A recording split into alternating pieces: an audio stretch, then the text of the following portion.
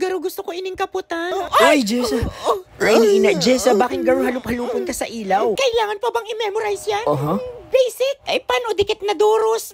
Mawawaran ng kuryente sa mo. Ganun ba? Pero Jessa, bakit parang amoy ulo? Ika itong trending na sira. Rainina. Ay, nasisira na nakaangat lang. Kagurugulpin ang sinabi ka mga tao na uring-udi. Uy, Jessa, bakit anggot siya?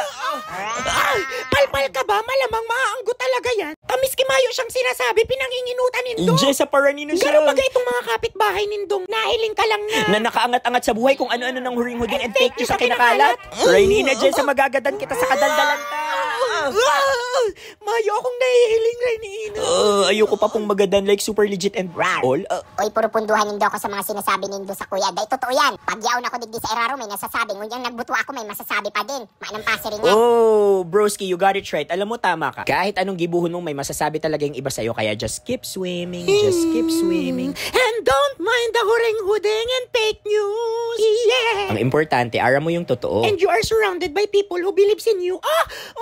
English na kapag English ako lintian din ako palpal.